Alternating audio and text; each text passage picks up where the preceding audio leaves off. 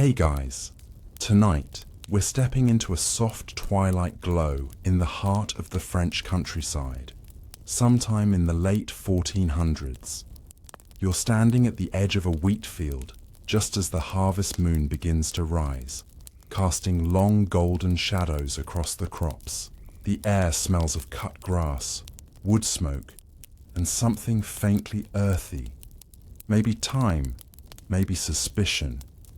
You've been helping a small village gather its wheat before the weather shifts. Your hands dusty, your sleeves rolled up, your stomach ready for supper, but something odd begins to happen. As the sun dips lower and the tools get packed away, several people begin whispering. You catch their eyes. They're looking not at your hands or your hard work, but your hair. Because in this world, red hair is no ordinary trait. It's a warning. So before you get comfortable, take a moment to like the video and subscribe. But only if you genuinely enjoy what I do here. And hey, drop a comment with where you're watching from and what time it is over there. Always fun to see where you're all drifting off from. Now dim the lights. Maybe turn on a fan for that soft background hum. And let's ease into tonight's journey together. Someone behind you mutters something in Old Occitan, and you catch just one word: Roos, red. The villagers move around you carefully, like you're holding a lit torch instead of a sickle. An older woman with a basket full of onions edges closer and peers at your hairline with barely concealed worry. A child is pulled gently away by their mother. A rooster crows, rudely late. And somehow you know, you're not entirely welcome anymore. You're new to this village, but not to strange customs. You've seen your share of rural rituals and old beliefs. But this is something else. One man taps the side of his nose and whispers to another. You hear the word blight. A second one quietly sprinkles something from a pouch onto the path behind you. Is it salt? Ground garlic? Crushed bone? You decide not to ask. You're starting to wish you packed a hood. By the time supper rolls around, you find yourself seated, slightly apart from the others. You're given bread, cheese, even a slice of apple tart. But conversation stalls when you try to join. The man next to you clears his throat and busies himself with the cider jug. The woman across from you keeps glancing at your scalp. It's not hatred, not cruelty, it's worry.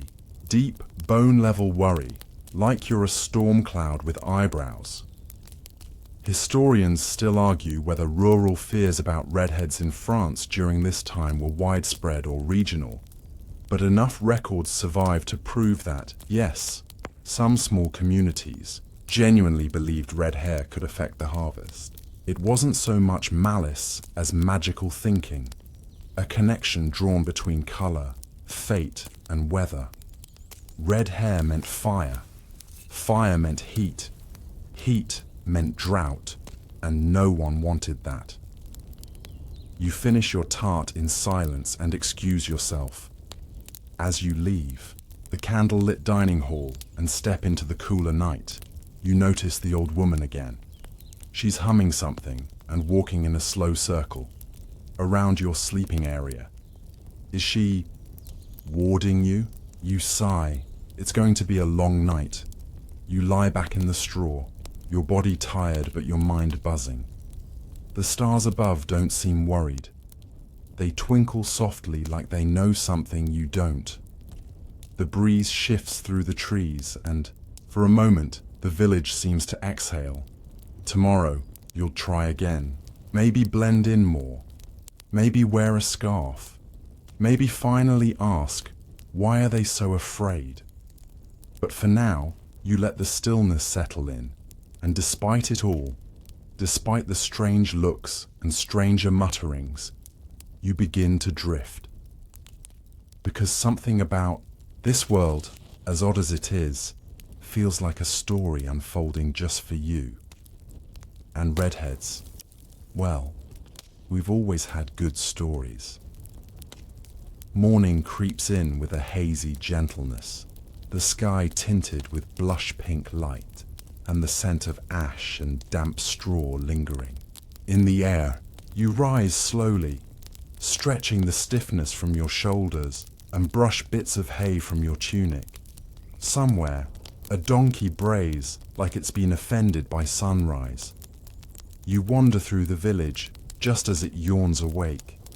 The baker's chimney breathes its first warm puffs of smoke, and a sleepy dog scratches at a flea with theatrical effort. People nod at you, but there's a thinness to their smiles, like yesterday didn't settle right. Someone calls your name, well, not your real name, more like Le Rousse. You don't correct them. You make your way to the edge of the fields, where rows of wheat still sway like tired dancers, and their harvest crew is already assembling. No one says anything, but a few glance upward, toward the sky, then toward you.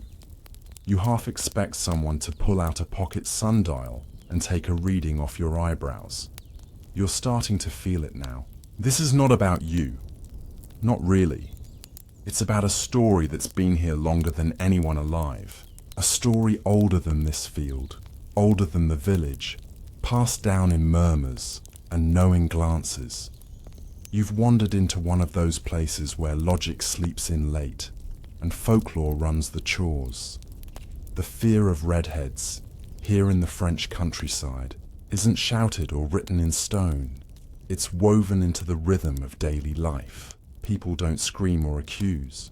They just move half a step away, and maybe add extra salt to their stew.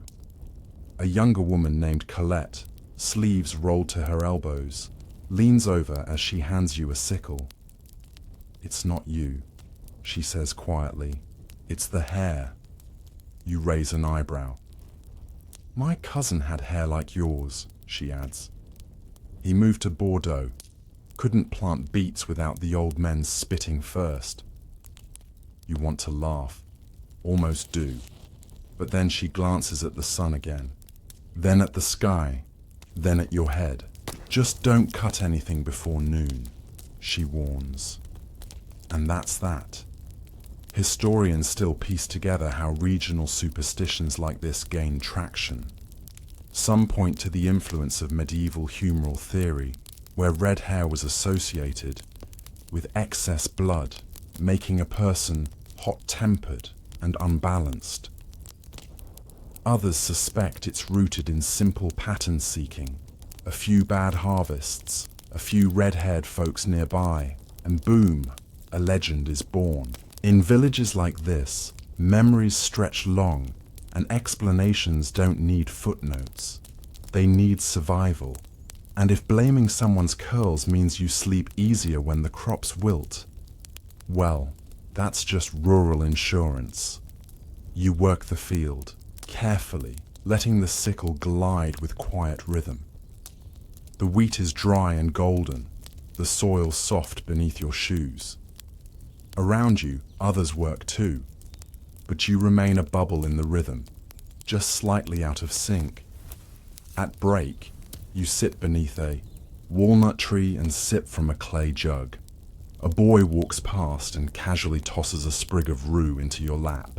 You look up. He shrugs. "For balance," he says, before running off. You turn the sprig in your fingers, the leaves bitter to the touch. Rue was once used to ward off spirits, and redheads apparently. An older man settles down nearby and begins sharpening his blade. "Used to be," he says without looking up. "We'd tie garlic to the fence posts if a redhead came through at harvest." You blink. "Now," he continues, "we just keep you from starting the rows."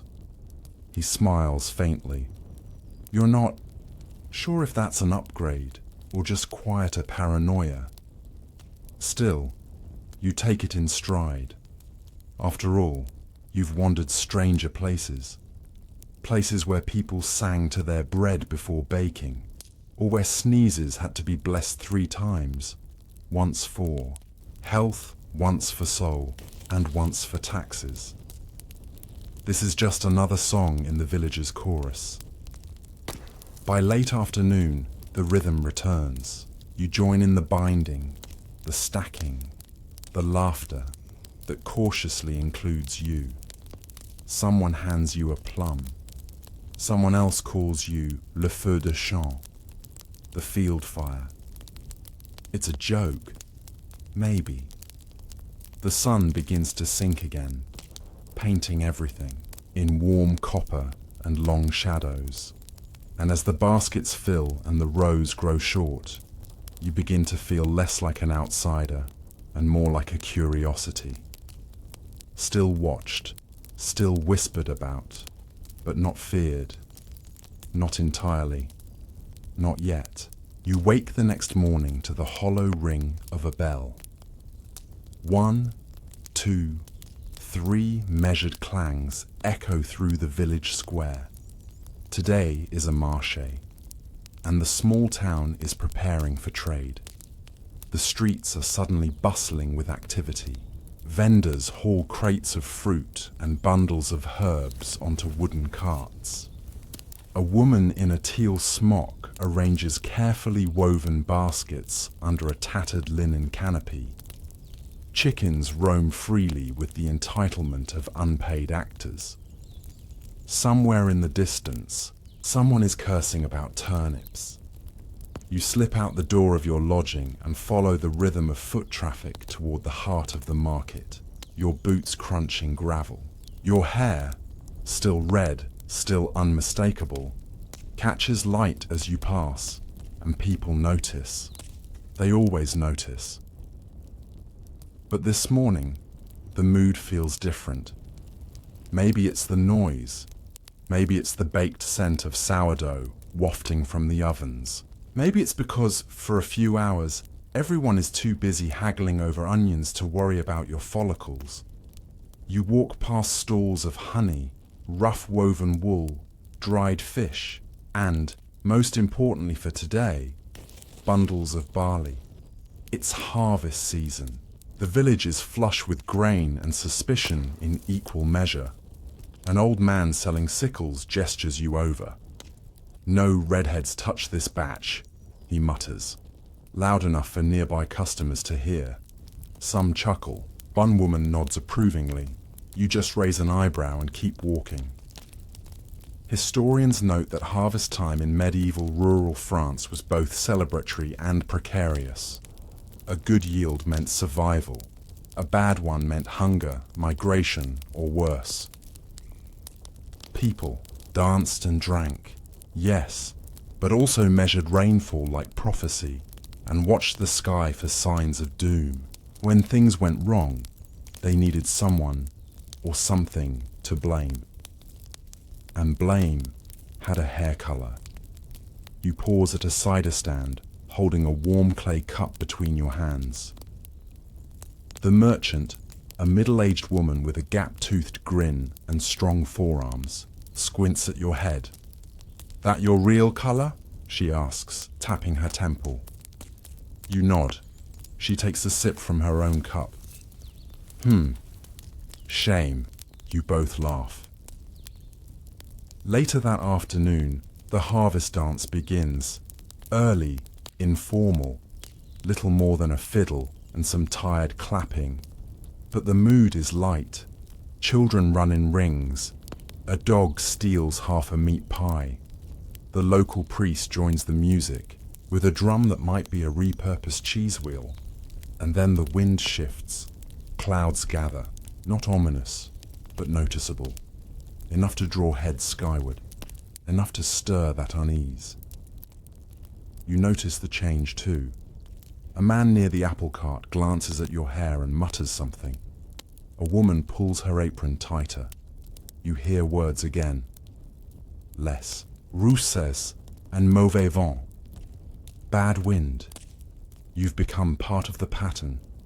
Even in the joy of market day, even under bright linen stalls and laughter, that old belief lingers like smoke. Red hair brings imbalance. Red hair wakes the weather. Red hair invites the drought.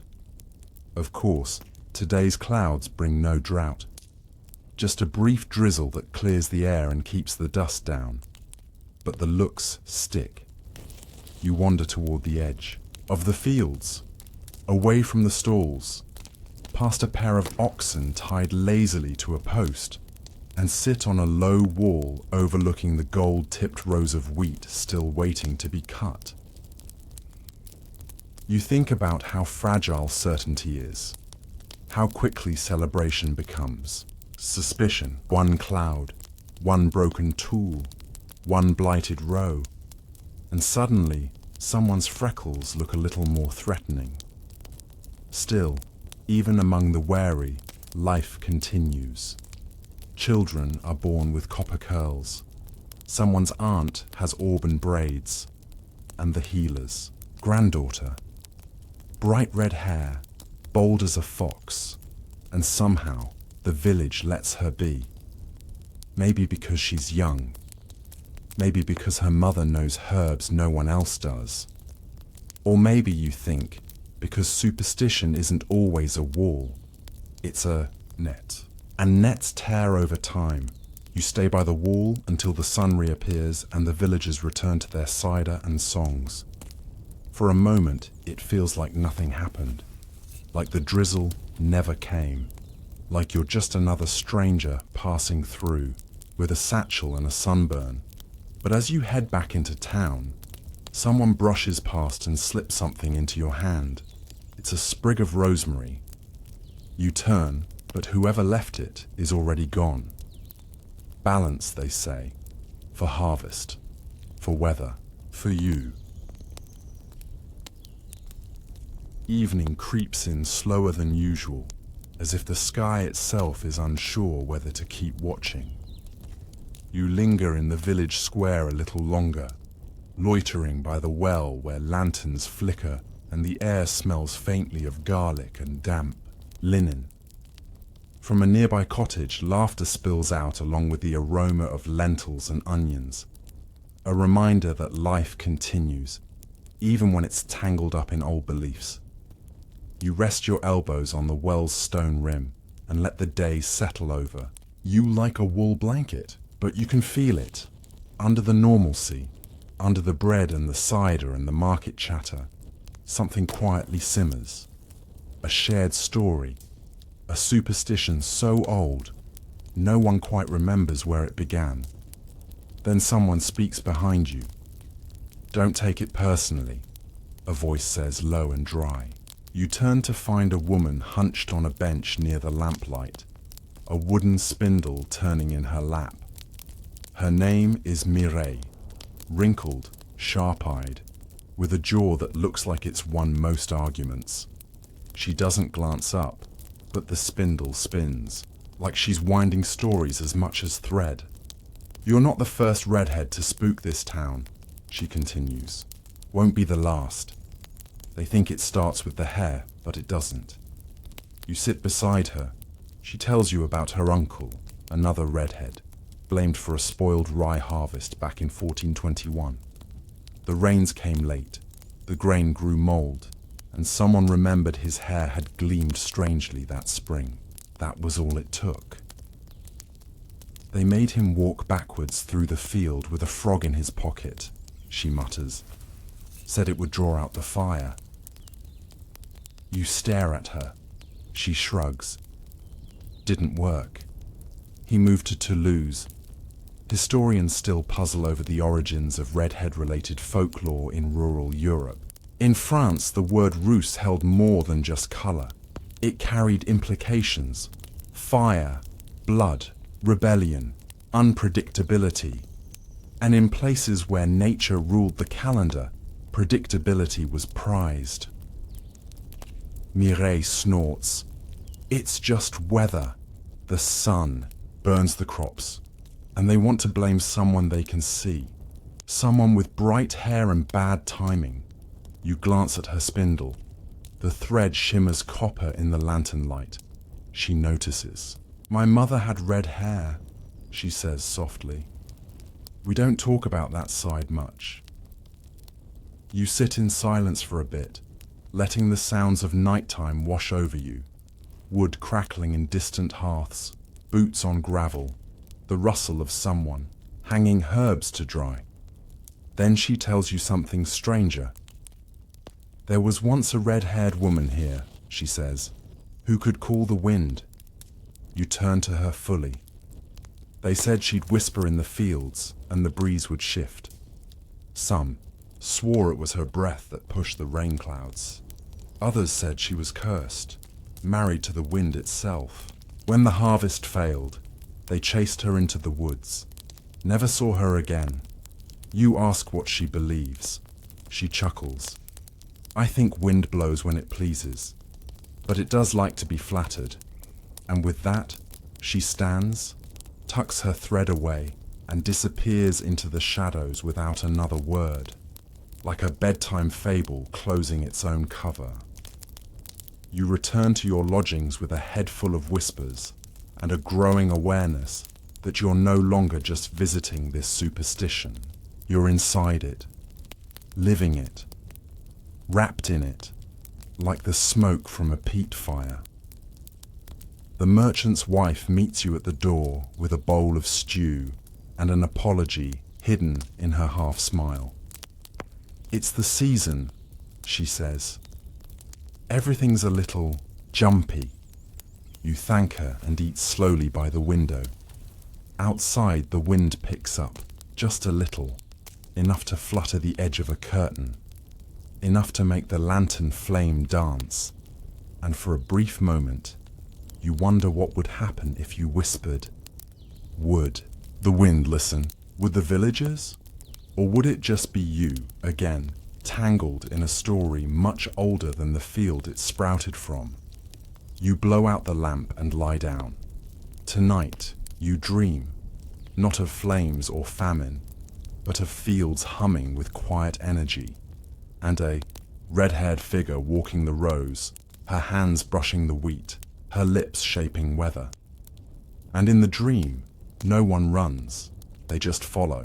The next morning breaks late and heavy.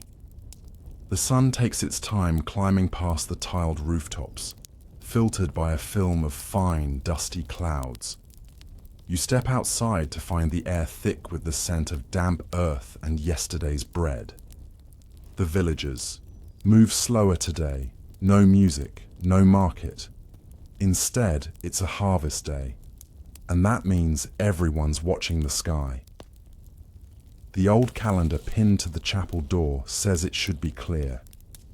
But the clouds hang low, and that's enough to fray nerves, enough to make people mutter again. And some of those mutters still point, subtly, sideways, indirectly, in your direction. You join the field crew anyway, taking your place at the edge of a barley row. The sickle fits in your hand now. The rhythm of swing, gather, bind is strangely meditative. But today, you feel the eyes, even when no one's looking at you, especially then. The foreman, a man named Etienne with a permanent squint and hands like tree roots, calls out the assignments. You notice something. Your row is far from the others. Slightly crooked, slightly shorter, isolated. Etienne walks past and offers a forced smile. Safety, he says, in case the barley falters. You look at the row. The barley looks fine. But superstition isn't about truth, it's about control. Historians note how often rural societies blurred the line between weather and morality. If the sun didn't shine, someone had sinned. If the rain came too early, someone had offended, a local spirit. And if the crops failed, well, someone had red hair. You work your lonely row under the slow rise of an uncertain sky, each swing of your blade echoing a question you can't quite ask. And that's when you hear it. A hiss, not of breath or voice, but from the row next to yours. You peer over the stalks to find a girl, maybe 16, in a blue smock, crouched low and pointing. You walk over. She doesn't flinch. A snake lies curled near her boot, its scales catching flecks of gold and green. Not venomous, probably, but large enough to worry a village that thinks in symbols. She looks at you, looks at the snake, then your hair, and you know exactly what's going to happen. Within an hour, the story has traveled faster than smoke. A redhead walks the field, and snakes rise from the earth. You're now the unofficial mascot of every creeping misfortune. Even Etienne avoids your eyes. Back at the edge of the field, Colette sidles up beside you. They think red hair draws heat, she says, that it burns the soil, dries the roots. You ask where that came from. She shrugs. Folks saw red like fire, and fire, well, she waves at the sky. Fire brings drought. It sounds absurd, but it's not just the locals. There are records from medieval sermons warning farmers against hiring red-haired workers during drought-prone months. One manuscript describes flame-topped wanderers as heralds of scorched fortune. Historians still argue whether these were metaphors taken too literally, or if villagers truly believed red hair could change the weather. But belief you're learning doesn't need evidence, just repetition. You try to explain yourself, that you've harvested before, that your last village had more rain than it wanted, that the snake probably just liked warm stones. But logic doesn't plant wheat. Fear does. That night at supper, you're seated even farther from the hearth. The stew is thinner. The glances are longer. No one says it outright, but you've become weather's scapegoat. Even the bread is a little stale. You return to your room early, slipping under scratchy wool with your thoughts still wide awake. You think of Mireille and her uncle, of the frog in the pocket, of the wind-whispering woman lost in the woods. You think of the snake and the barley, and the way fire doesn't need to burn to spread. And you wonder, just briefly, what would happen if the next day brought real trouble? Would it still be just about hair, or would the story turn sharper, darker? You roll over and face the shuttered window, eyes tracing moonlight as it drips across the floor. Somewhere outside, a dog barks once, then falls silent. The wind stirs the shutters. You sleep lightly. And dream not of serpents, but of fire flickering through rows of wheat, and footsteps behind you that never quite catch up. By morning, the village is humming, but not in a good way. It's the kind of hum that lives under people's breath, in half conversations and sidelong glances. The sky hasn't cleared. The clouds remain stubborn, bloated with something they're not ready to release. And that's enough to stir all, the old rituals from their shallow sleep. You step outside, and someone has left a braid of garlic tied to your door latch. You remove it gently, tie it to your belt instead. If nothing else, it'll keep the goats respectful.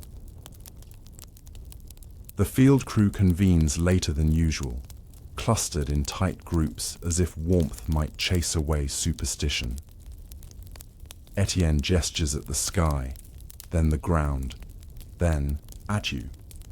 Quietly, subtly, like he's drawing a triangle of cause and effect.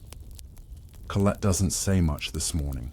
She just hands you your sickle and a bundle of dried rue, a gesture so specific and archaic that it feels like something straight out of a folk tale. You ask her if it's meant for you or the barley. She just raises an eyebrow. Does it matter? You walk to your row, still the odd one out, and begin to work. But your eyes keep drifting to the other field hands. They move like dancers in formation, every step precise, every tool stroke synchronized. And you? You're the one tapping off beat, not because you want to be, just because the rhythm was written without you. Then, mid-morning, it happens. A gust of wind kicks up, sudden and sharp. Dust swirls. A cloth cover rips free from a cart and sails into the sky. A tree creaks, and someone, an older man with a limp and too much confidence, drops his scythe. "That's it," he shouts. "The wind's wrong." He points straight at you, and for the first time, someone says it aloud. "It's the Roo. He's brought the change." There's a pause in the field. Not long. Just enough for everyone to hear it, for everyone to think it, for everyone to wonder if, maybe, this is the moment when a story becomes something sharper. But Etienne steps forward, raises a hand, and clears his throat. "We keep cutting," he says. "Wind or no." The moment breaks. The blades resume. But something shifted. You keep working, slower now. Measured. Like every motion might be judged by unseen forces. When the midday bell rings, you find yourself without a seat under the meal tent. Someone's taken your cup. The stew pot is a little emptier than before. Colette joins you at the edge of the field with 2 crusts of bread and a few olives wrapped in cloth. She sits without comment. You ask her if this sort of thing happens. Often. She nods. When the weather turns strange, or someone sneezes twice, or a cow dies with its eyes open. "And what about the garlic?" She smirks. "You got off easy. One year they made a red-haired boy eat nettles in front of the chapel. You pause with your bread halfway to your mouth. Did it work? No. But he never got invited to weddings. Historians record a host of rural countercharms once used to neutralize perceived harvest hexes. Among them, spitting over your left shoulder, hanging rosemary over thresholds, and wearing ash on your boots. In parts of Burgundy, it was said that if a red-haired person touched a sprouting seed, it would grow sideways. Scholars still debate whether these were symbolic rituals meant to organize anxiety or genuine expressions of fear. Either way, they left their marks on customs, calendars, and community roles. After lunch, you find yourself alone again, binding small sheaves and stacking them into neat golden pyramids. You hum to yourself, quietly, an old lullaby your grandmother used to sing. A child wanders up to you, not scared, just curious. "Are you cursed?" she asks, completely serious. You crouch and shake your head. "Only when I try to cook." She considers this, then offers you a pebble. "For luck," she says. "My mama says red things need help sometimes." And then she skips away. You slip the pebble into your pocket and exhale. That night, the clouds remain, heavy and indifferent, but the wind stays still. The barley holds strong, and so do you. You lie down under your blanket, the garlic braid hanging on a nail by the window, the pebble cool against your palm. And as you drift, you picture yourself not as a symbol, not as a scapegoat, but just a person in a field, under a sky, in a world full of old fears and new mornings. And maybe, just maybe, the weather will listen. By sunrise, the garlic is gone. Someone must have taken it, whether to reuse it, burn it, or hang it over their own door. You don't know. You half smile. It's probably better that way. Sharing talismans feels vaguely diplomatic. Today, the village stirs differently. There's no bell, no call to the fields. Instead, people gather slowly near the chapel, where the smell of hot bread and beeswax signals a different kind of ritual. It's a feast day, one of the many rural festivals, woven into the fabric of the agricultural calendar. No sickles today, just songs, prayers, and, if you're lucky, pastries. You dress a little more carefully, taming your hair under a cloth cap. It helps a bit. Or maybe people are just tired of blaming you for the weather.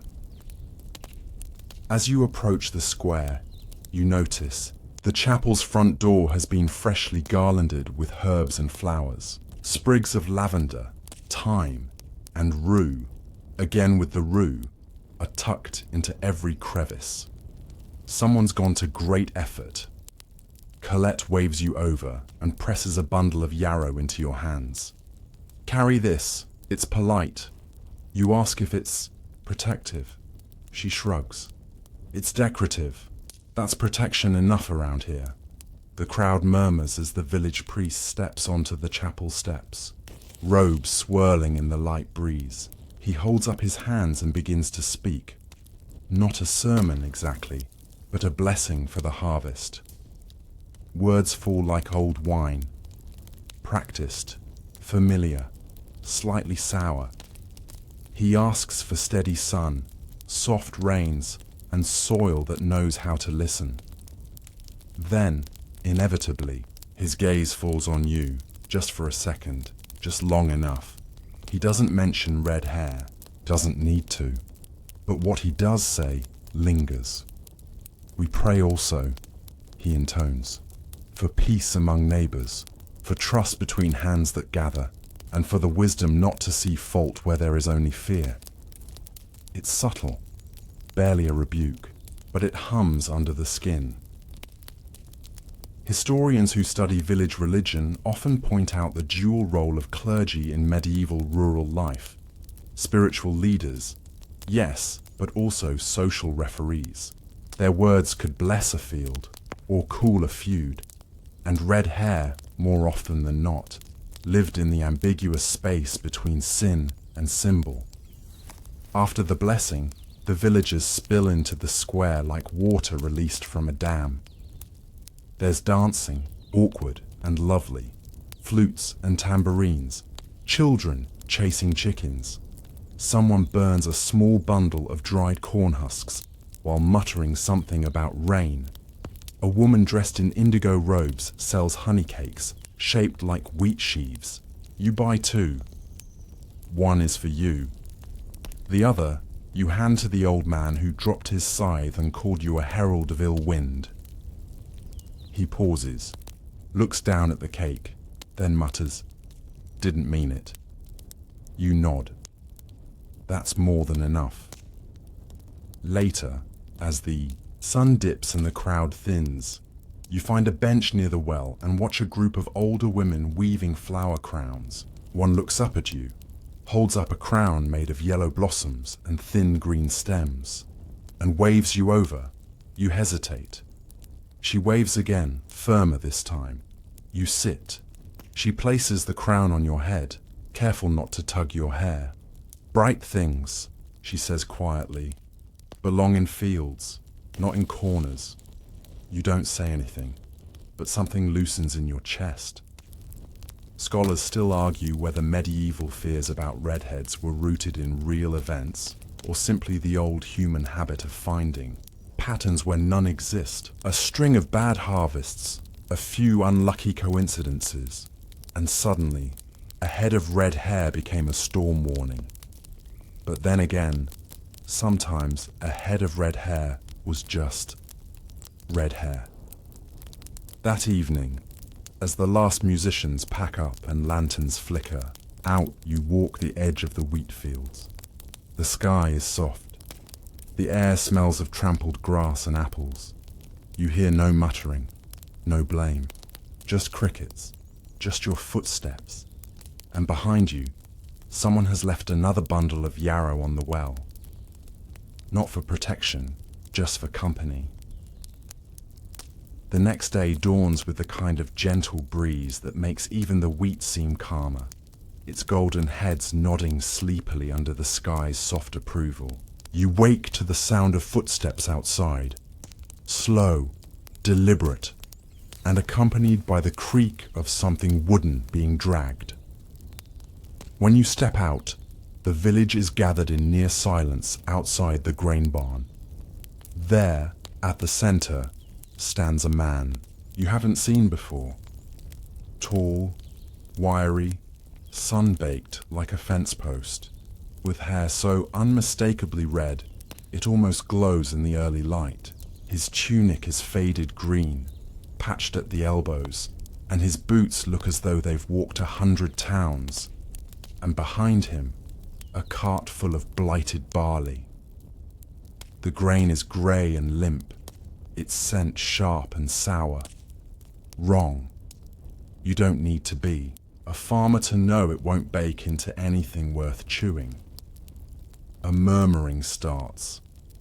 You weave your way through the crowd and catch the whispers. Rue.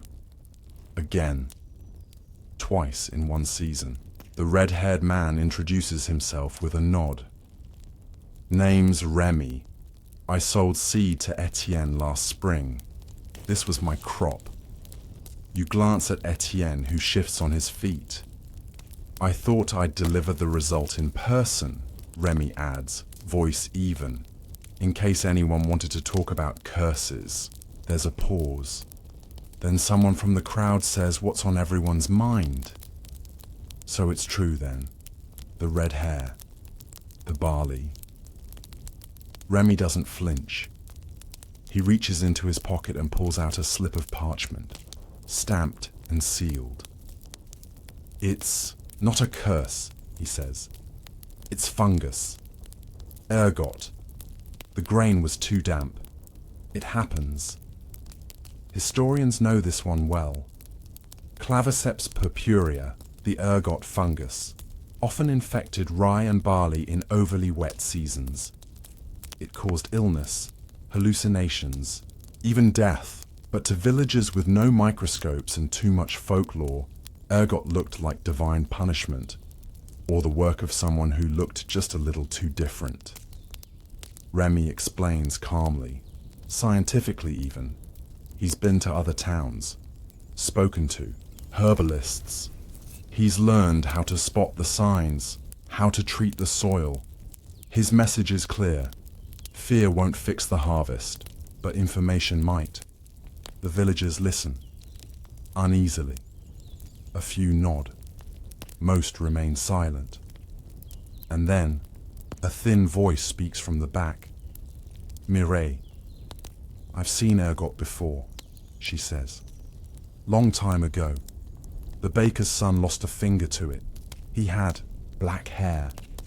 There's a small laugh. Nervous, but real. You look at Remy. He catches your eye, and there's something knowing in his half-smile. Like he's walked this road more times than you've guessed. Still, it's not over. Etienne steps forward and asks the question everyone else is dancing around. If you knew it was bad, why bring it here? Remy looks him square in the face. To remind you, he says, that not every rot comes from a head of hair. A beat of silence. Then Etienne nods, once, stiffly. It's not approval, but it's not denial either. The crowd begins to break up, people drifting away in small knots, of murmuring voices and sideways glances. No pitchforks, no garlic, just unease, and maybe a seed of thought that something deeper is going on. You approach Remy as he begins to shovel the bad grain into sacks for burning.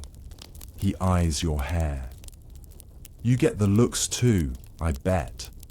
You nod. Let me guess, he says. Rain when it shouldn't. Wind when it's too warm. A snake shows up and suddenly we're the apocalypse. You smile.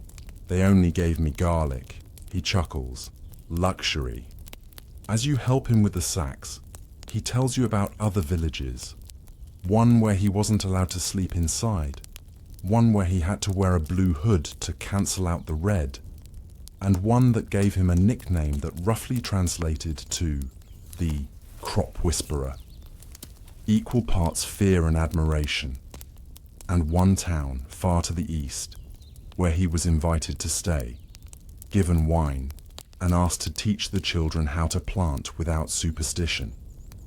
Did it help, you ask? He shrugs. Maybe not the crops, but they sang louder. You finish moving the grain. The barn is swept clean. The blighted sacks stacked for fire. The sky has held all morning, cloudless, clear. Before he leaves, Remy hands you a small pouch. Fennel seeds, he says. They grow in bad soil and keep the flies off. Not magic, but close.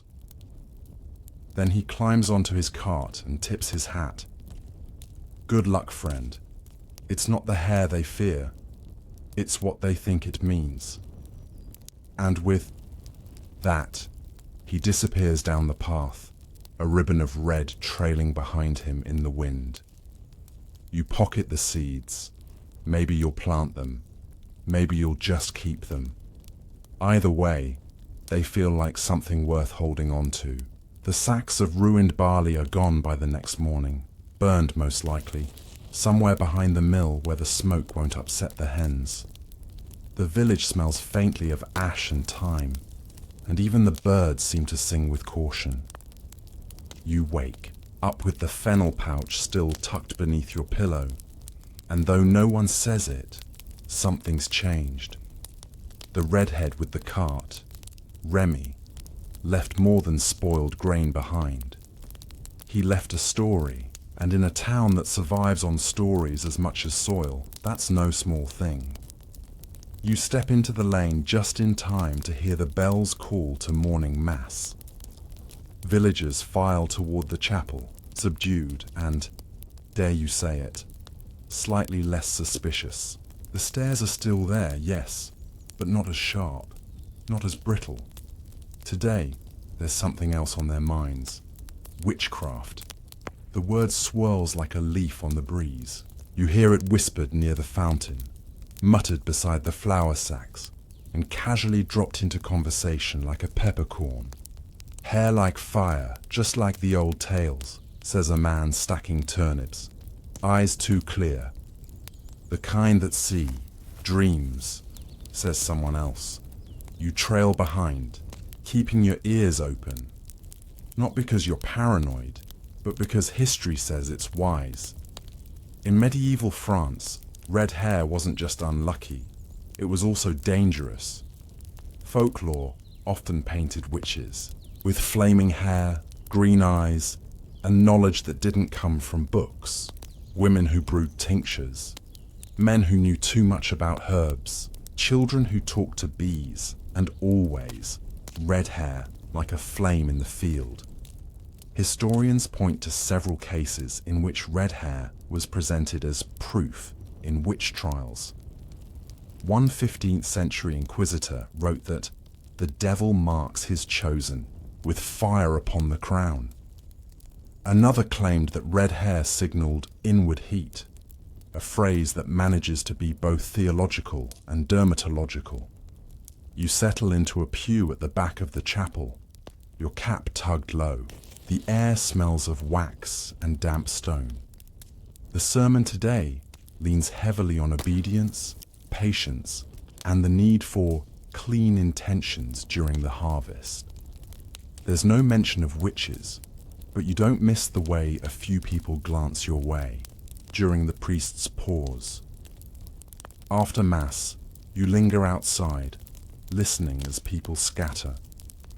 You notice a small knot of women in long wimples and aprons gathered under the old walnut tree. They're talking about someone named Agathe, an herbalist, it seems, who used to live beyond the western hills.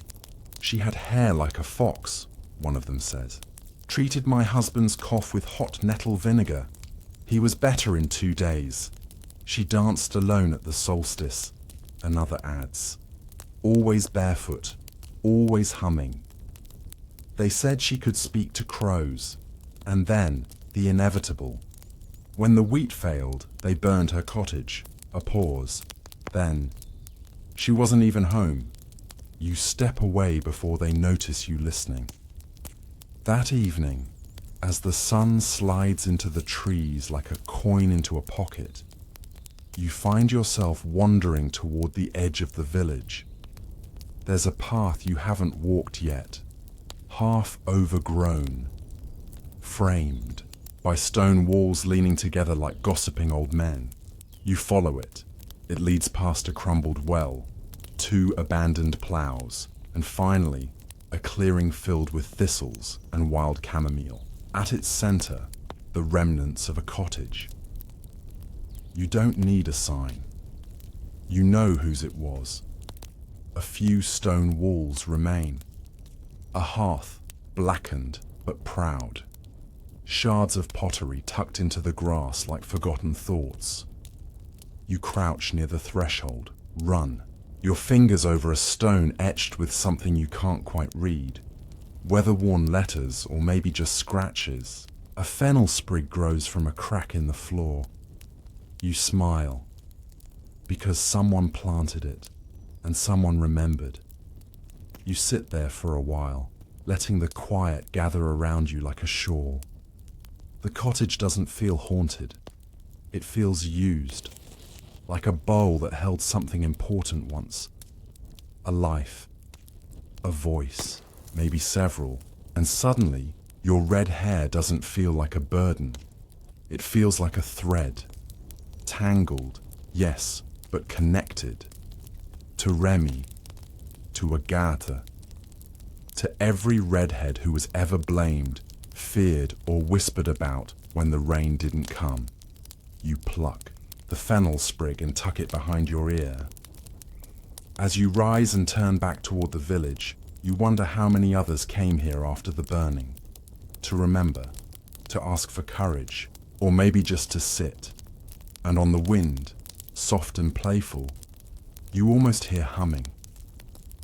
Back in the village, things are quieter. Not silent, just softened. Like everyone collectively agreed to speak in lowercase letters today. You walk into the square and notice something new. A group of children sitting in a circle under the big walnut tree, weaving little crowns from straw and string. One of them wears their crown proudly askew. Another has inexplicably added a spoon. You watch from a distance, and for once, they don't seem to mind your presence. One child breaks away from the group, toddles up to you, and stares. Then, with great ceremony, they hand you a crown of their own creation. Lopsided, missing a loop. Beautiful. You're not scary, they announce. You kneel and thank them in your best storybook voice. Only on Tuesdays, the child giggles and runs off. It's strange how quickly children sense what adults can't admit. You haven't done anything different. You haven't delivered a speech or cast a charm, but the air around you is changing, slightly, like someone turned the volume down on the fear. Still, not everyone is convinced. You visit the baker next, hoping for the good bread, the one with rosemary and olives, and she hesitates for half, a second before handing it over, just enough to remind you, stories die slowly, especially the juicy ones.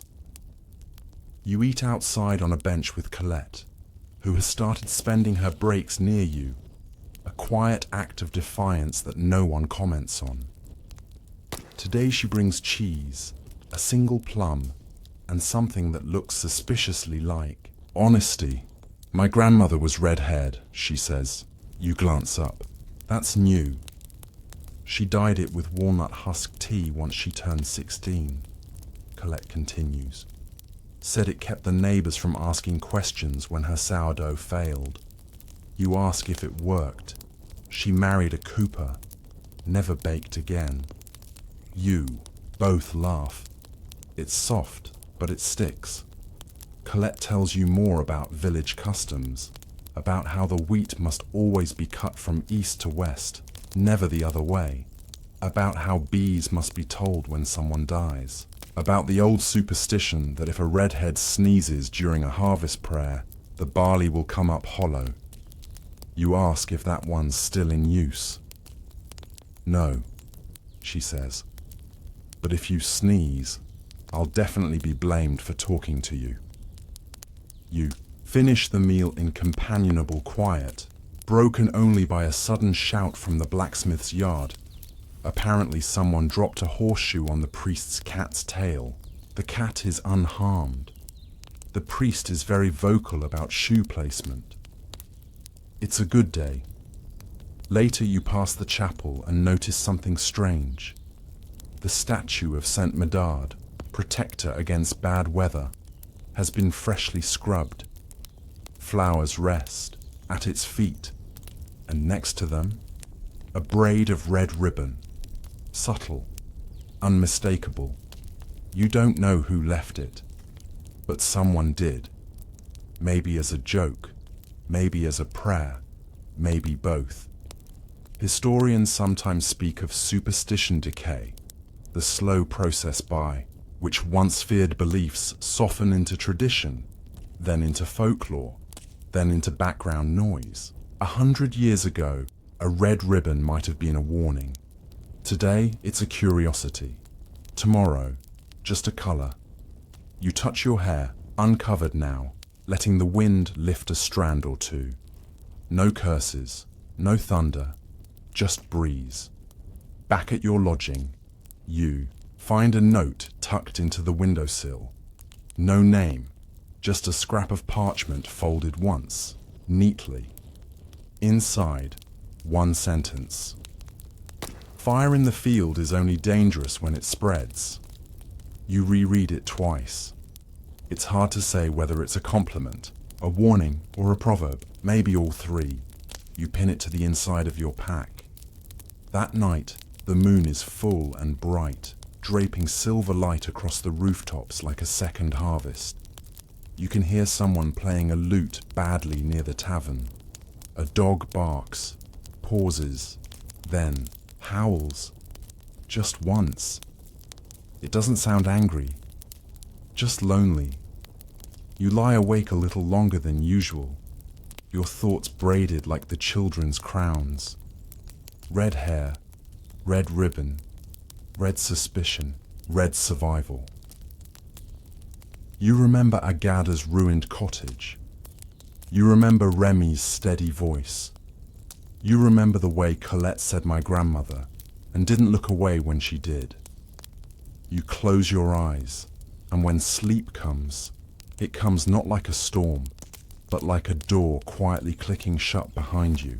You awaken to an eerie calm. No bells, no birdsong. Not even the usual argument between the baker and the miller over whose flour is holier. The air feels paused, as if the whole village is holding its breath. You sit up slowly, stretch out the sleep, and crack open the shutters. The sky is the color of pewter, low clouds rolling in like a held grudge. You can smell the rain before you see it. When you step outside, you're met with a stillness that's not quite natural. People are out, yes, but they move with caution, like dancers unsure of their next step. Conversations are hushed, faces are tense. You don't need anyone to say it. The weather is turning, and you're still here. You make your way toward the field just as Etienne is posting a notice on the grain barn door. He pins it carefully, smoothing the edges like it might blow away, even though the air is heavy and still. The notice is simple. Harvest delayed. Threat of spoilage. All tools, too, remain dry. People gather around, muttering. One woman crosses herself. A man spits in the dirt. Colette appears at your side, arms folded. They'll blame the sky, she says, and the sky will blame you. You raise an eyebrow. She sighs. It's not fair, but it's predictable. The clouds continue to press, downward, swollen and silent. You spot Mireille seated near the old well, spinning thread like always. But today, she's quiet, her spindle turning slowly, as if even her fingers feel the weight of the sky. Someone near the chapel starts muttering prayers, and then, as if on cue, the first raindrop falls. It's a big one, heavy. It hits a child's nose and makes him yelp, then another, then 5 more. Within seconds, the sky releases its grip, and the downpour begins. Not a drizzle, but a steady, soaking sheet that turns dust to mud and optimism to suspicion. People scatter. Barrels are dragged under eaves. Bread is covered, windows slam, and you stand in the square getting wet. No one tells you to move, but they all watch. Because in this village, red hair doesn't just mean heat, it means change. Historians have long debated whether rain on the eve of a delayed harvest was more feared than drought. Too much water, too late, could rot the barley, mold the wheat, ruin the haystacks. And unlike drought, which built slowly, rain could arrive like a betrayal. And who better to blame for betrayal than someone who already looks cursed? You finally take shelter under the blacksmith's awning. The forge is out today, the tools hung up and steaming in the sudden humidity.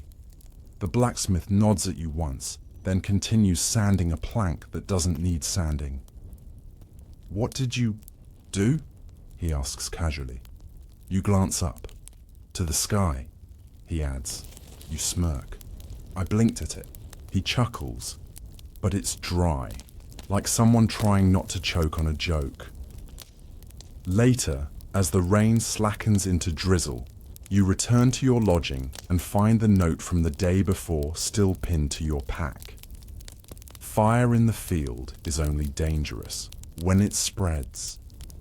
You stare at it, because something is spreading. But it's not your hair, not your fault. It's fear, and fear likes water. It seeps in through corners. It drips into conversation. It pools in silences. By sundown, the rain has stopped, but the clouds remain like an unpaid debt. The villagers emerge slowly, wiping windows, kicking mud off their shoes, inspecting plants with a worried squint. And just before night falls, a commotion stirs near the barley field. You follow the sound. A patch, small, maybe the size of a blanket, has begun to turn. The edges darken, curling, softening with moisture. It's not fully spoiled, not yet, but close. Someone says your name. Someone else says Rue. A third says nothing, but steps back, just far enough to be noticed. Etienne arrives and crouches by the darkening stalks. He presses his fingers into the soil, lifts them, smells, frowns. Then, with exaggerated calm, he announces, "We'll wait until morning." Everyone knows that's not the solution. It's a delay. But delays, like garlic, are comforting. That night, no one offers you bread. No one says your name.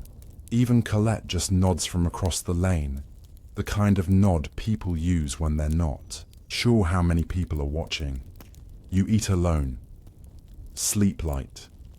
Dream of barley fields whispering in languages you almost understand, and of red-haired figures walking through rain, carrying fire, but never letting it fall. Morning arrives like a question no one wants to answer. The clouds haven't moved. If anything, they've thickened, hanging just low enough to kiss the treetops and make every shadow seem suspicious. The smell of damp straw and nerves greets you as soon as you unlatch the door. You find the village already gathered near the fields, standing in clusters of silence and crossed arms. Etienne is there, sleeves rolled, jaw set like a hinge. He's staring at the barley, and you. You walk slowly, carefully, the way you'd approach a spooked horse or a poem that might bite. As you near the field's edge, you see it. The same patch from last night, only now it's spreading. The rot creeps like ink in water, softening stalks, blackening stems. You hear the whisper before you see who says it. Mal Rue, bad red. Colette appears at your side. She doesn't speak, just stands with you, arms crossed, face neutral. Her presence is enough, for now. But Etienne steps forward. He doesn't point. He doesn't accuse. Instead, he pulls from his satchel a small scroll, unrolls it and holds it up like a shield.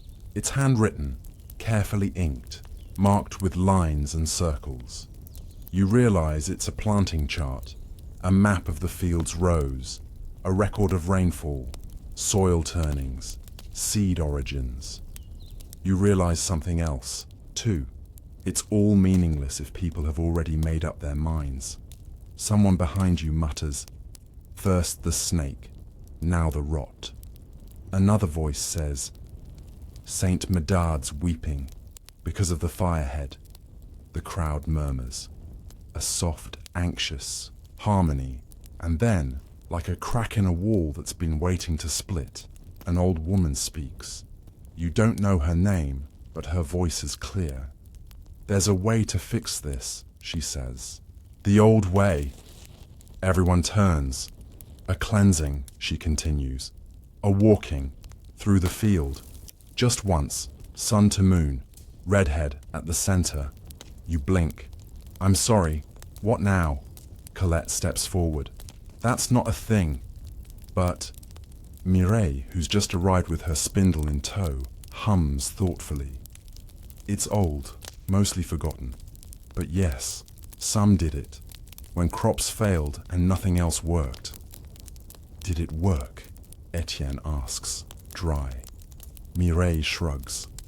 "Sometimes. Or the clouds left on their own, same thing." Historians record such rituals scattered across rural Europe. Communal walkings, symbolic gestures, scapegoat ceremonies dressed up as blessings. They were meant to draw out sickness, to confuse spirits, to appease weather. Most involved song, some involved herbs, a few involved people. Usually someone different, unusual, red. You look at the villagers. Some look hopeful, some look guilty, some look like they want a reason to stop being afraid. You sigh. "Fine, I'll walk." Etienne nods once, relieved and resigned.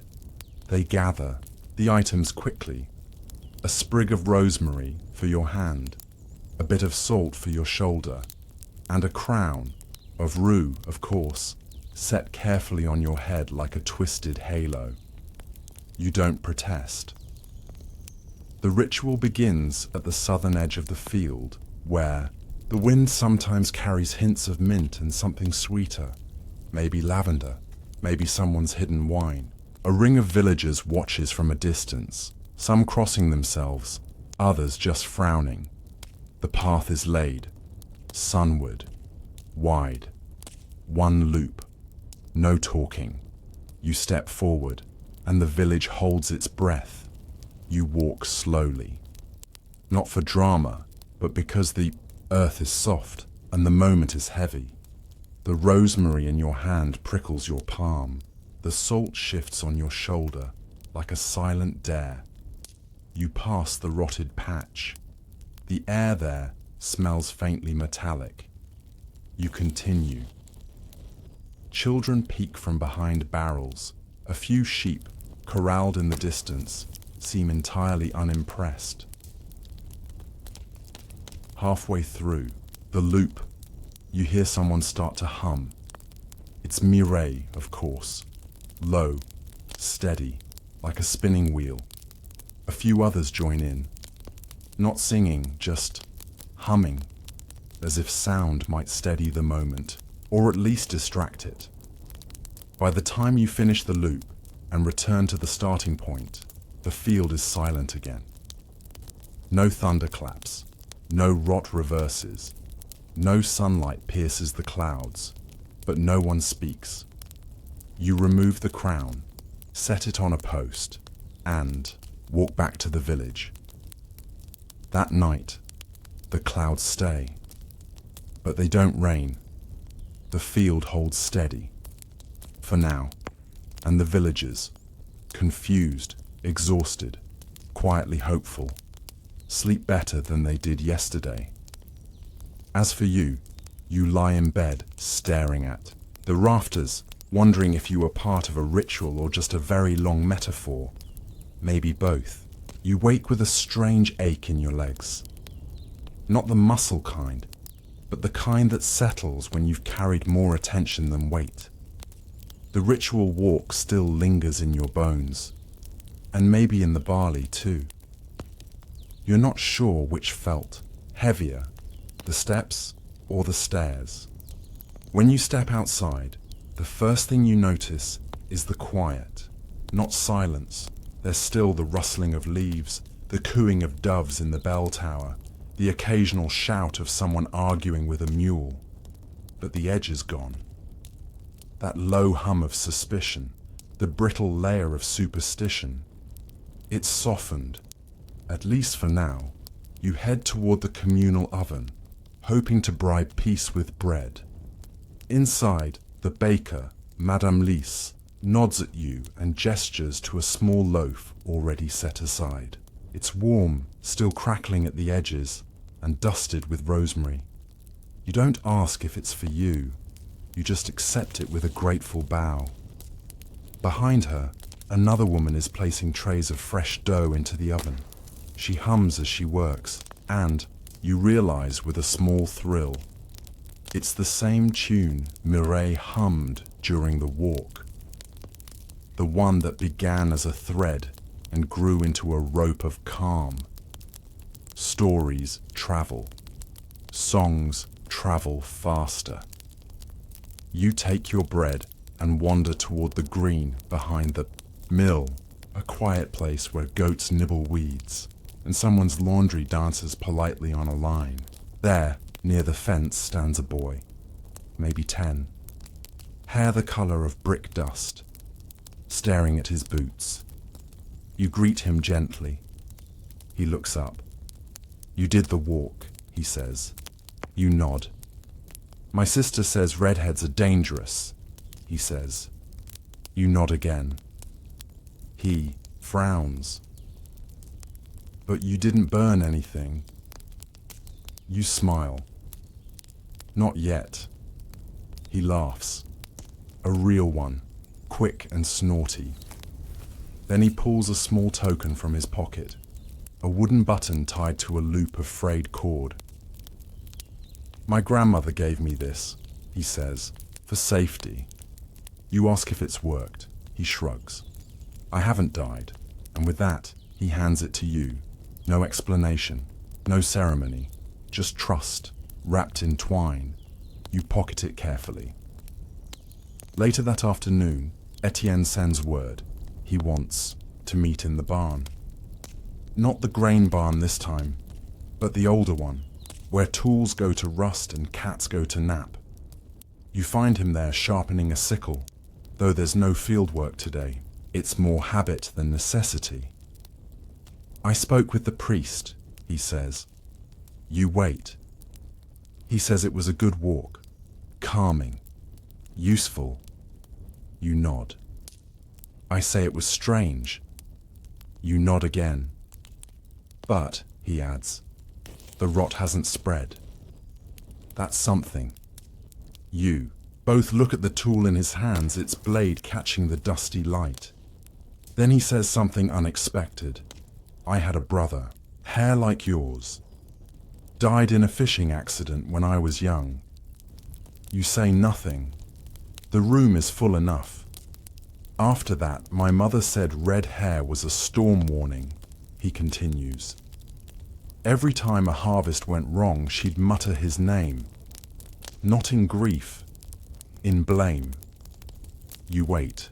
The silence stretches. She didn't know what else to do with pain, he says at last. You nod, because there's nothing else to say.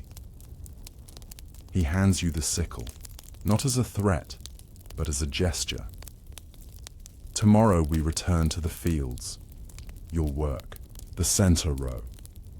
The center row, not the edge, not the cursed patch. The center. You thank him. Outside, the clouds remain, but they've lost their menace. They drift now, still grey, but less sure of themselves. That evening, Mireille finds you near the well, spinning thread of her own. Old ways, she says without looking up. They bend. Sometimes they break. You offer her a piece of bread. She accepts it. Then she pulls a small leather-bound book from her basket. It's worn, the cover soft from use.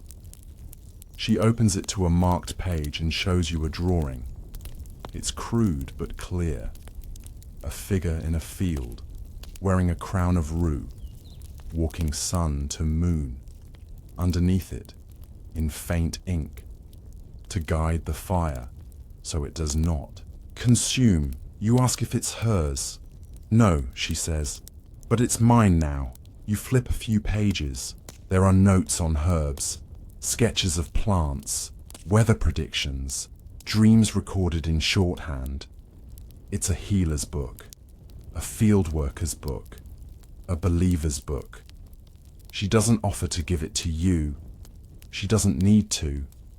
The knowledge is already leaking out into the village, through songs, through rituals, through you. That night, you fall asleep with the wooden button under your pillow and the scent of rosemary still clinging to your skin. And in your dreams, the field is gold again, whole, alive, and no one is afraid. The next morning, the fields wait for you like a stage set for a play that finally decided to let you audition.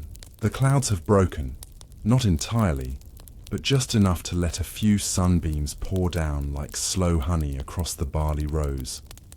The air carries a dampness that clings to your cuffs, but no one seems to mind. You join the crew without ceremony. No glances, no garlic. Etienne hands you your sickle like he would to anyone else. Today, your name is not Rue. It's Worker. The center row is yours now, long, broad, and brushed with pale gold. You step into it like a familiar rhythm, and with every swing of your blade, it feels less like a gesture of penance and more like something honest, simple, quiet. Beside you, Colette works in her usual fluid motions, binding and stacking with the sort of calm only people with calloused hands truly understand.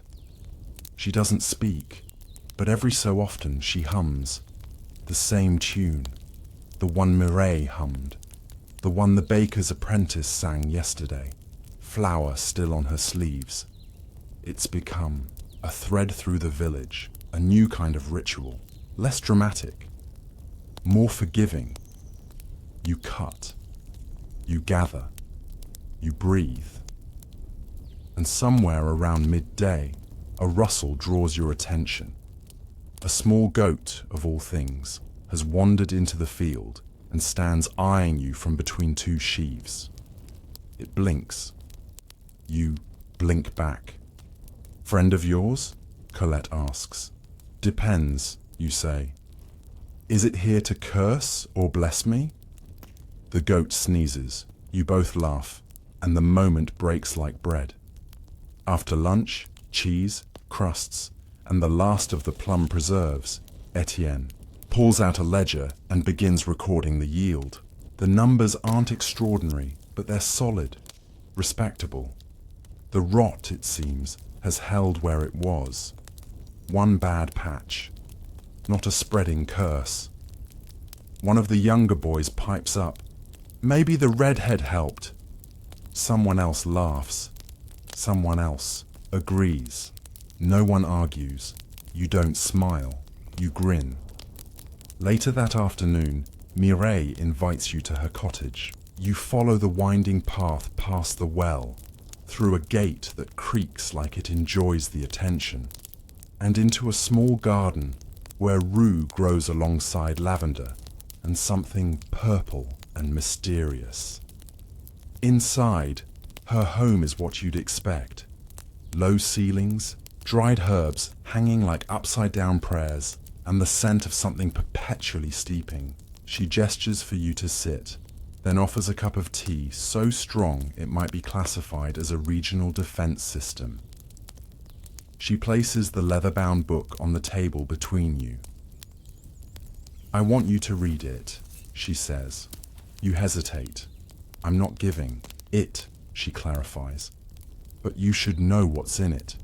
You open to a page marked with a dried leaf.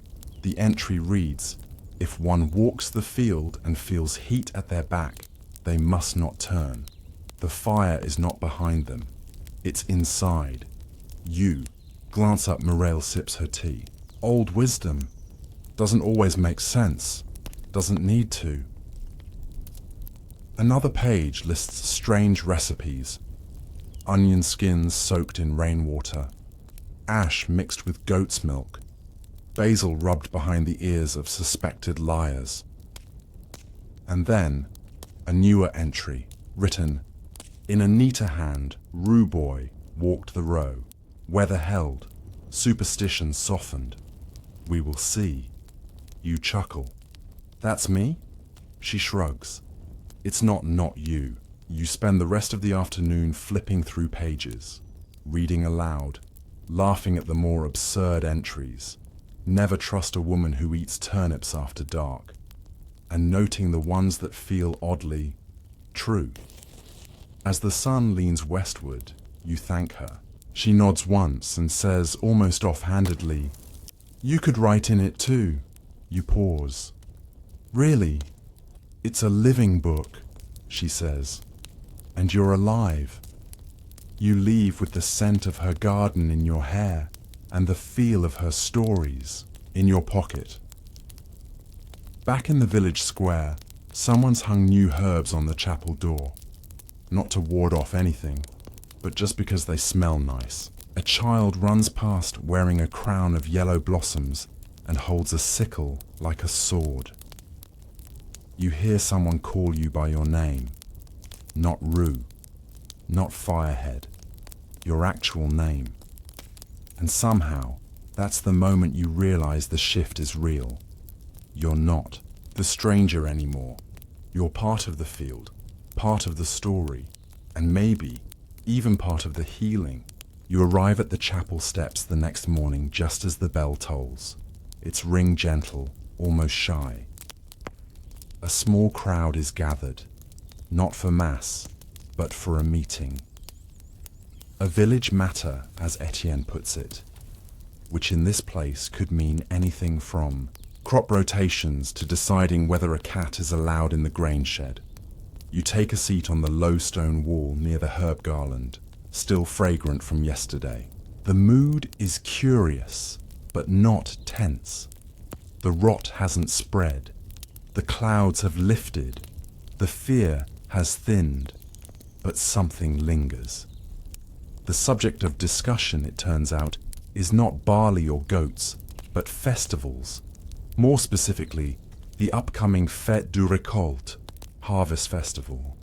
Normally it's a modest affair, a bit of dancing, some cider, a ceremonial cutting of the final sheaf, and a play starring whichever child can stay still the longest. But this year, someone wants to make a change. That someone is Colette. She steps forward, hair tied back with a ribbon the same copper as her laugh, and says plainly, "We should celebrate differently this year." A few raised brows. She continues, We've held to the same songs and same stories for too long. This year, we tried something old, yes, but also something new. Maybe we honor that. Etienne asks. What do you mean? Colette gestures. At you. At the walk. At the rosemary. At the weather that held. We don't always get answers. But when things go well, we give thanks. And I think we should thank everyone who helped. Someone in the back murmurs, even the redhead? Colette doesn't flinch, especially the redhead. There's a pause, a long one. And then, from the corner of the crowd, Mireille speaks. We've blamed fire long enough, she says. It's time we danced around it instead. You're not sure whether to laugh or run. But then something remarkable happens. The old bell ringer, who's only spoken 3 words to you since your arrival, lifts a hand. Let the fire lead the parade. A few chuckles, a few gasps, but no objections. And just like that, the Harvest Festival now includes a new tradition. The red-haired Rue du Champ will lead the first round of the dance, wearing a crown of rue and rosemary to honor the fire that didn't burn. You're handed this information like someone offering you soup. They're unsure is still hot. You say yes, because you know a story when it tries to invite you in. The next few days pass in a blur of preparation. The tailor mends old tunics. The children rehearse their poorly timed play about the humble grain.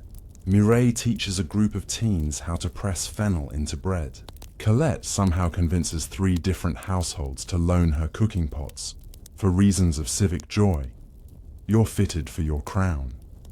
Rue again, of course. Rosemary too. But this time, they've added saffron petals and dried lavender. It smells like someone who knows how to garden and gossip at the same time. The night before the festival, Etienne finds you by the well. He says nothing at first, just watches the reflection of the moon wobble on the surface. Then he speaks. My brother, he says quietly. The redhead. I never said goodbye to him. You nod. We fought the morning he left for the coast. He said the sea didn't care what color his hair was. You ask if that was true. Etienne shrugs. The sea took him anyway, so maybe not. He looks at you then, really looks. I don't know if you've changed anything, but I know you stayed, and that counts for more than most. You nod again. That night, you sleep with the crown beside your bed. You dream of parades through golden fields, music made from spinning wheels, and a sky that finally decides to stay still. You dream of a village where red hair is not a curse, but a lantern. You wake to music, not loud, not polished, just a fiddle warming up, and someone testing a flute with 3 wrong notes and 1 right one. The festival has begun, and the village has donned its celebration skin, patched tunics mended with bright threads, flower crowns that wilt before noon, and children sticky with fruit before breakfast. You're up early, but not alone. Colette knocks gently on your door, holding out a neatly folded tunic.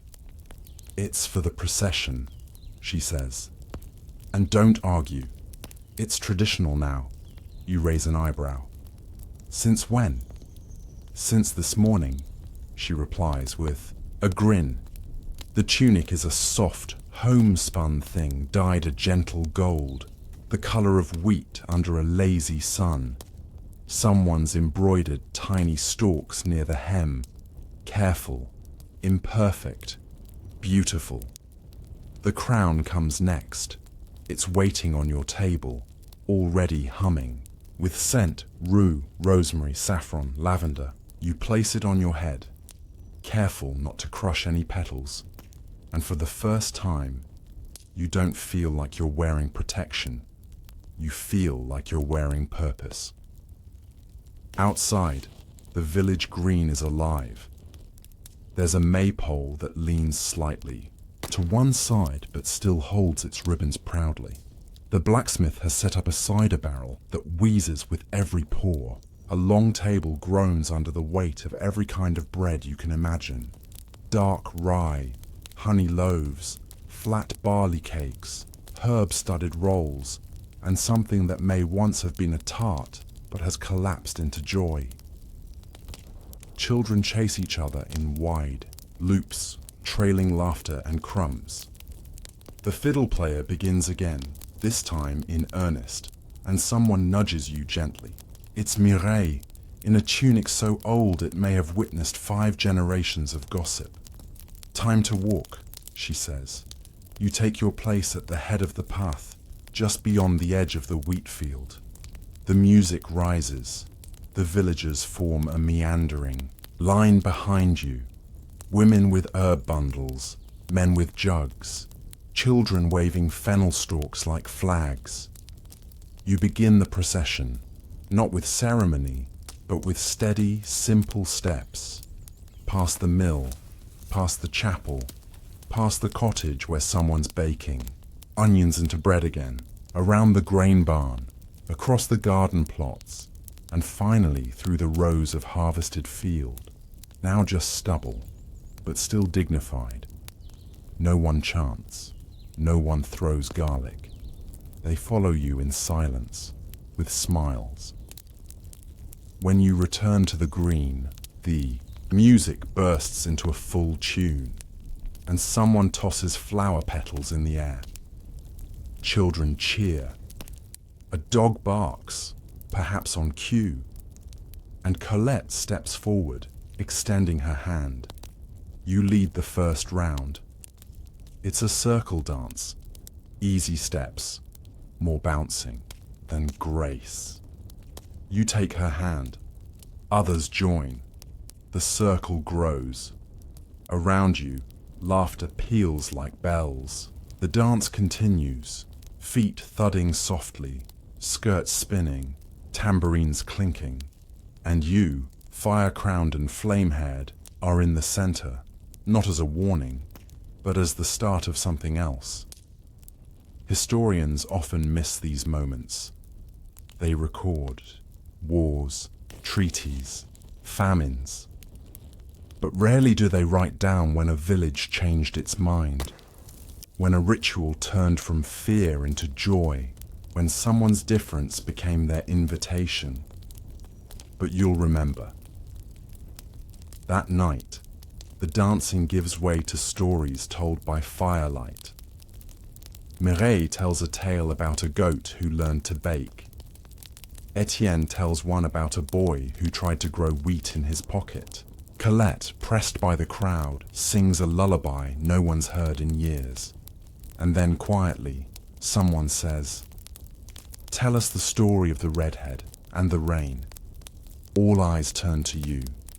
You take a breath and begin. You speak of the barley rot, of the walk of the crown. You speak of Remy and the blighted grain, of Agatha's vanished cottage and the whispering fields. You speak of the pebble, the wooden button, the songs that hummed people back together. You speak, and they listen, not with suspicion, with curiosity. The fire crackles. A child nods off against a parent's shoulder.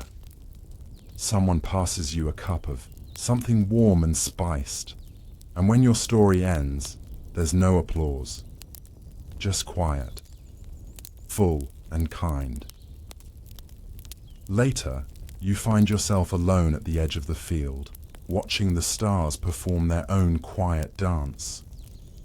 You take the crown from your head and set it on a fence post, just for the night, and for the first time since arriving, You feel no need to carry anything.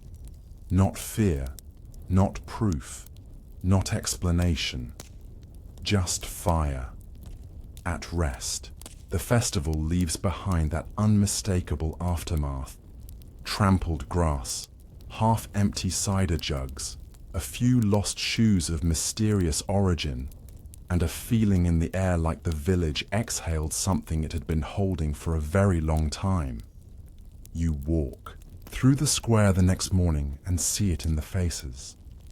Looser shoulders, less suspicion in the eyes. Someone even nods at you before you make eye contact. That's real progress. The crown you left on the fence post is still there, slightly wilted but untouched, like a story the village has agreed not to rewrite. You make your way to the healer's cottage where Mireille is, as always, spinning thread. She doesn't look up when you enter, just gestures to a second spindle sitting beside her. You hesitate. She speaks. You've walked the row, led the dance, told the tale. Might as well learn to spin the string it's made of. You sit. She shows you the motions, slow and steady. Pull, twist, wind. Your fingers fumble. The spindle drops. She smirks, but not unkindly. You're not bad, she says. You're just not practiced. You nod. That seems to describe everything about your time here.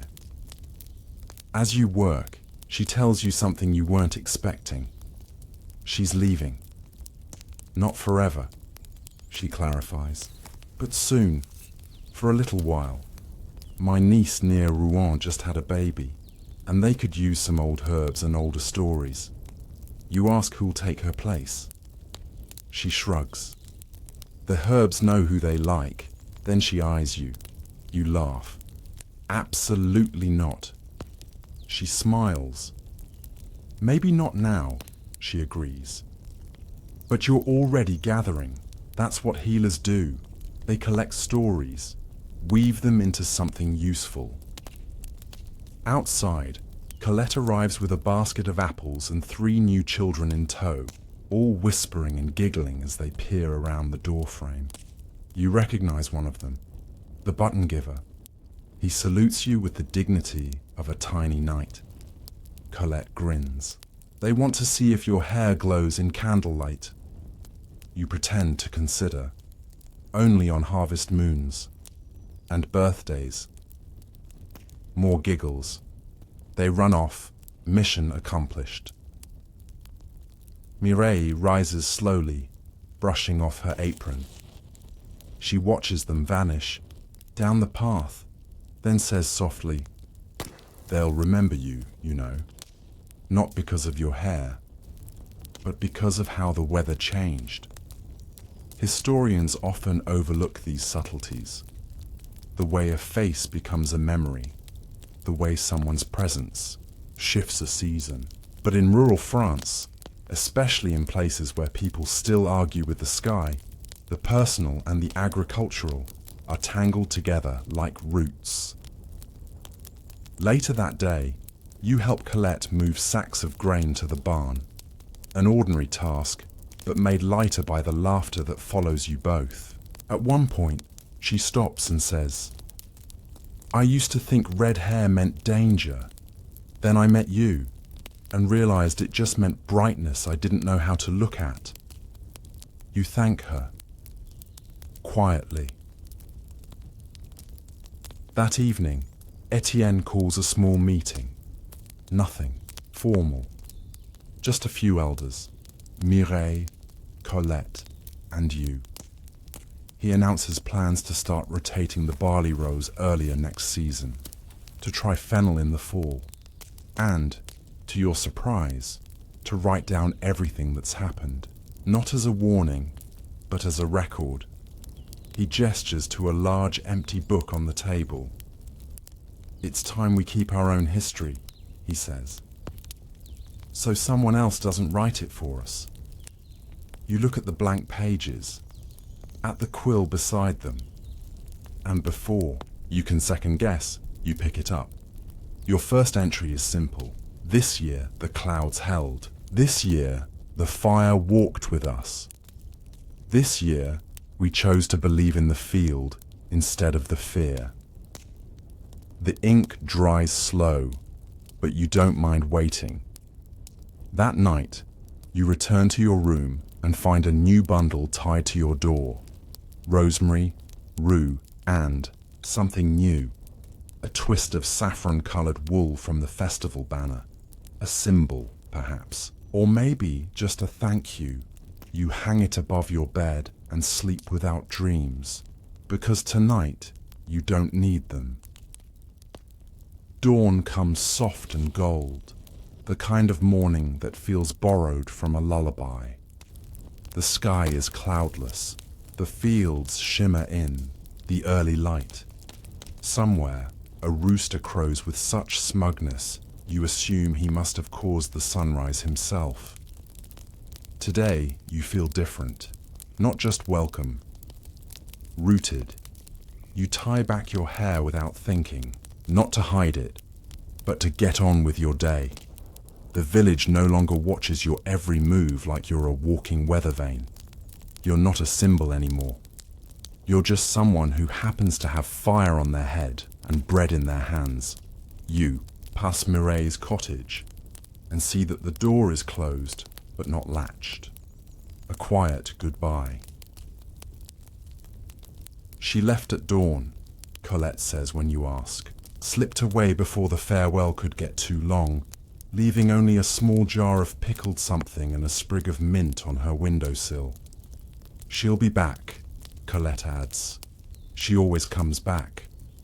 And now, without Mireille, something curious begins to happen. People start asking you things. How deep should the fennel be planted? Is rue still good if it's turning purple? Does red hair really chase away mice? You answer what you can. Invent gently when you can't. Mostly, you listen. A young couple stops you near the well. Their daughter, maybe 7, maybe 8, holds a sketch of you walking the barley row, complete with crown and a very dramatic sky. She says you're the fire saint, the father says, chuckling. The child beams. You fix the weather. You crouch and ask her name. Jean. Well, Jean, you say. Next time, you lead the walk. I'll follow. She considers this, then nods solemnly. But I want a goat.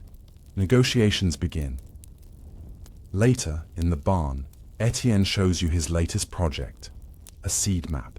It's not perfect.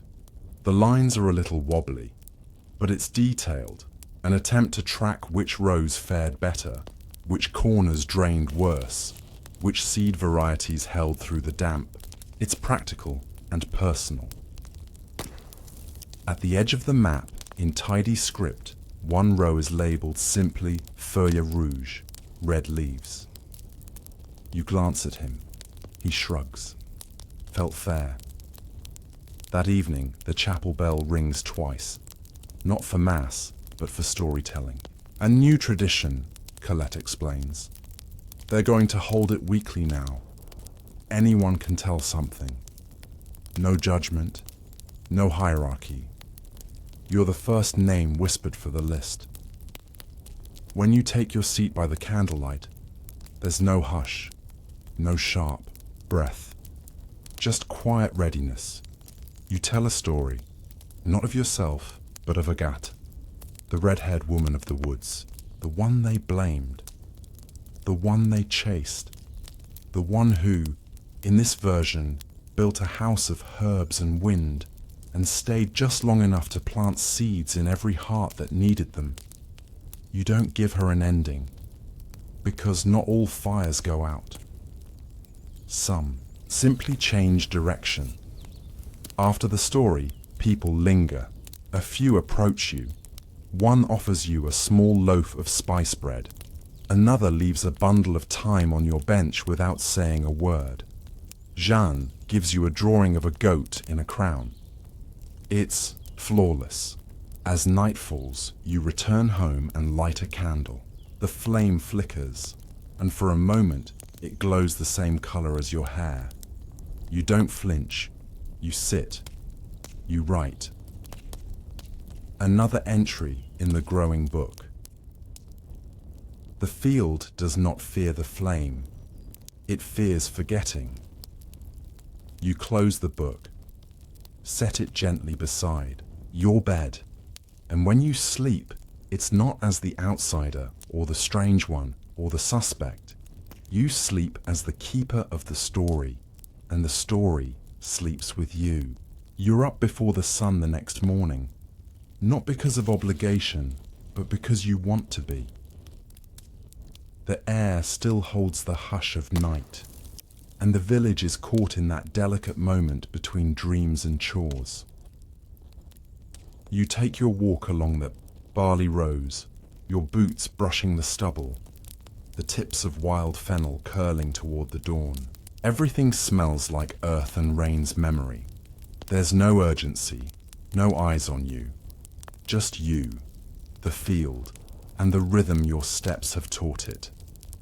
You pause at the old ritual loop, the spot where you once walked to ward off rot, wrapped in rue, the weight of story heavy on your shoulders.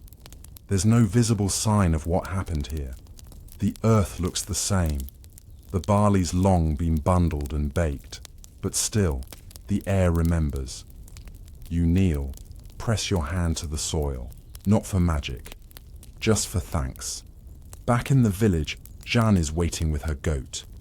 I named her Pepper, she announces proudly. Pepper bleats, unimpressed. I taught her to bow, Jeanne adds. Pepper headbutts a bucket. Progress. You help her tie a garland around Pepper's horns, lavender and dandelions.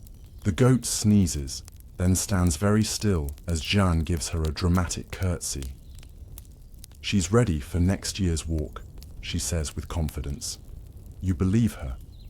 At the green, Colette waves you over. She's sorting seeds, wheat, barley, lentils, into careful little cloth pouches marked with tiny hand-drawn symbols. You join her, and soon your hands are dusted with the soft grit of harvests past. We're sending these to neighboring villages, she explains, sharing what worked and what didn't. You nod. Including the stories, she grins, especially the stories.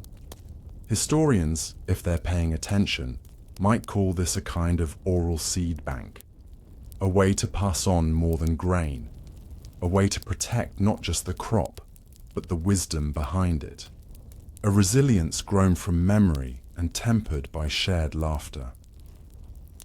As you fill a pouch with fennel seeds, you notice a scrap of paper tied around the drawstring. In Colette's handwriting, for fire-friendly soil. Add love and stubbornness. You leave. Your mark too. A little curl of red thread tucked inside before the pouch is sealed. Late afternoon brings visitors. Farmers from a neighboring hamlet, here to ask about your rotation schedule, your barley spacing, and, yes, the redhead ritual. Colette explains most of it with a straight face, while you offer cider and avoid confirming whether your hair has any meteorological power. They leave with seed samples and far more questions than they arrived with. Before sunset, Etienne joins you under the walnut tree. No rot this week, he says. That's something. You nod. He hesitates. Then, would you consider staying through winter? Helping with the root cellar planning. It's the closest thing to "we want you here" that he's ever said. You say yes. Of course you say yes. That evening, you visit the chapel alone. Just a candle and the journal you've been helping keep. The room is cool, quiet. You open to a new page and write slowly, your letters steady. The season turned. The fear did not. But neither did the fire. It stayed. It learned. It warmed us. You sign it with a drawing instead of a name, a flame wrapped in barley stalks. You blow out the candle, step outside, and see that someone's lit small lanterns along the path back to the cottages, little flickers in the dusk. Not a trail of warnings anymore, just a path home. You walk it, the light catching in your hair, and for the first time since you arrived, no one is watching, because they no longer need to. You're not a curiosity. You're not a caution. You're a constant. And tomorrow, you'll help plant again. The first frost arrives like a breath held too long. It settles across rooftops in thin white threads, dresses the herb garden in lace, and clings to the wooden fences with the same stubbornness as village rumors once clung to your name. But today, no one flinches at the sight of red hair in the barley stubble. They call it a good omen, actually. You begin your morning as usual. Fetch water, check the hearth, visit the field. The ground is harder underfoot now, crisp at the edges. A few lingering fennel stalks nod at you, sleepy but upright. Everything feels slower, as it should. Winter, in this village, doesn't arrive with a roar. It tiptoes, it wraps things gently. And this year, it seems kinder. The field is empty, but not barren. Its work is done, and now it waits, like everyone else, for rest to do its quiet labor. Colette joins you just as the sun peaks above the trees, 2 steaming cups in hand. Chestnut tea, she says. Don't ask what's in it, just believe. You sip. It's terrible. She grins anyway. It's tradition now. Back in the square, Etienne is overseeing the storing of tools. The sickles are oiled and wrapped, the baskets mended, the seed sacks catalogued with care, and the ledger, the one you and Colette have been writing in, is getting thicker. You add a few lines later that morning. The harvest was lighter than we hoped, but heavier than we feared. The fear, however, was lightest of all by season's end. May it never grow back stronger than the grain. After lunch, a group of children rounds you up for a snow watch. They're convinced today is the day. Jeanne, ever confident, claims Pepper the goat can smell snow in her bones. You don't argue. You follow. You all climb the low ridge behind the mill, settle in among the dry grass, and scan the sky. Nothing yet. But the clouds have a softness to them, a grey with promise. One of the children leans over and asks, "Will it snow on your hair first?" You consider. "Only if I've been very good." Giggles, and then they watch. You sit together for nearly an hour, bundled and content. No one grows bored. Sometimes the waiting is the story, and then a flake, tiny, lazily tumbling through the air like a misplaced petal, then another, and another. The children gasp. Jeanne throws her arms skyward. "Pepper was right. You stick out your hand." The flakes land and melt, soft and sudden. By the time you walk back into the village, the snow is light but steady. It gathers on shutters, catches in the creases of the chapel roof, and dusts the rosemary still clinging to the windowsills. Someone has started a fire in the center of the square. Not for warmth, really, just for something to stand around and tell stories beside. You join them. You listen. You laugh. You add your own stories when asked. No one watches your hair. They just listen to your voice. And as the flames rise and the snow falls, you realize you've become something you never expected. Not the subject of a cautionary tale, but the quiet hero of a very boring, very gentle legend, just the way you like it. And now the village sleeps. The snow hushes every step, every whisper, every last breath of the barley fields. The windows glow like little lanterns, and the hearths pulse slowly, as if the houses themselves are dreaming. You've walked the rows, you've shared the bread, you've waited out the weather, and through it all, you've remained. Solid, steady, and, yes, a little flame-colored. The fear has passed, the stories have softened. The crown of rue has wilted, but its meaning has taken root. You've gone from stranger to symbol to something even quieter. Family. So let that thought settle over you like the snow. Let your shoulders release their weight. Let the quiet in the village become the quiet in your own breath. You are no longer watched. You are no longer measured. You are simply part of the pattern, woven into the memory of the field, the shape of the harvest, the warmth of the cider. Even now, someone is telling your story by candlelight, not with warnings, but with wonder. So, close your eyes. Feel the last flakes fall. Feel the field exhale. You've earned this stillness. You've made it safe.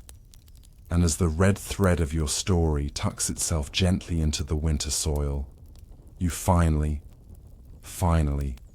rest.